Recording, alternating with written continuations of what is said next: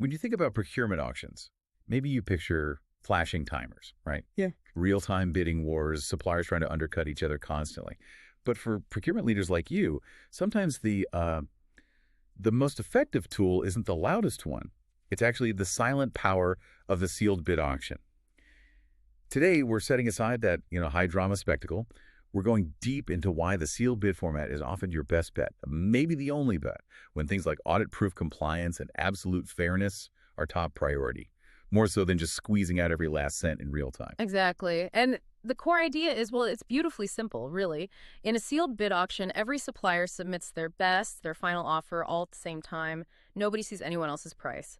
Then the deadline hits, bids are opened. That's it. Think of it like procurement's version of handing in your final exam paper. Ah, okay. One shot, no peeking. Precisely. And that quiet discipline, that's where the strategic value lies, especially in, say, regulated sectors. It gives suppliers total confidence the system can't be, gamed by someone reacting to other prices. That's why it's so fundamental for government work, public tenders, places where a level playing field isn't just nice, it's mandatory. And it's inherently audit-friendly, you mentioned. Absolutely critical. That sounds like a massive practical plus.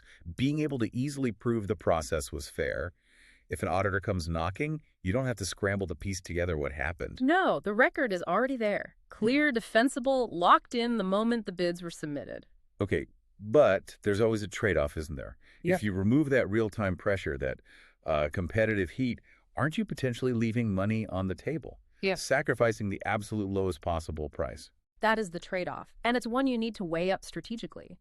Because suppliers can't see what others are bidding, they often build in a bit of a safety margin, they price more conservatively. So yes, you gain maximum fairness, you dramatically reduce process risk, but you do lose that dynamic pressure that might push prices down even further in, say, a live reverse auction. Right. It's a conscious choice then. Absolute compliance versus potentially deeper but maybe riskier savings. Exactly. So we know the classic uses public sector, highly standardized stuff, maybe time crunch projects. But what about some less obvious situations? Are there surprising times when sealed bids are actually the smart move? Oh, yes. This is where it gets really interesting, especially when you link it back to maintaining your internal policies, maybe using specific software tools. Think about this. You can and sometimes should run a sealed bid event, even if you only have one supplier available. Really? Just one? How does that work? Or maybe just two. The point isn't price competition then. It's about process integrity. You use the sealed bid format, often within your e-sourcing software, purely to document that you followed a fair, transparent, auditable procedure, even with a single qualified vendor. It ticks the box for compliance where just, having a quick negotiation might not hold up under scrutiny. That is genuinely counterintuitive, an auction with one bidder.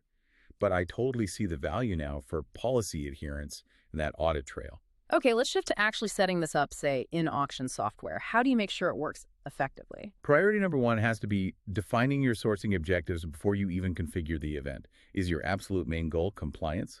Or is it speed? Or maybe documenting a fair price, even if not the lowest? Because that primary goal dictates how you set things up. If it's compliance, you'll focus on robust documentation fields, maybe mandatory legal attachments in the software. If speed is key, you'll lean on preloaded templates, standardized specs to get it launched quickly. So nail down the why before the how. Precisely. And step two, flowing directly from that, is standardizing your requirements and documentation. Crystal clear, consistent specifications. That ensures everyone bids on exactly the same thing, apples to apples. Which brings up a final important strategic point. Sealed bids don't exist in a vacuum. They don't have to be the only step. Smart sourcing often blends approaches. You could, for example, use a sealed bid round first. Get your baseline offers in, qualify the really serious suppliers who meet all the non-price criteria, establish that fair starting point.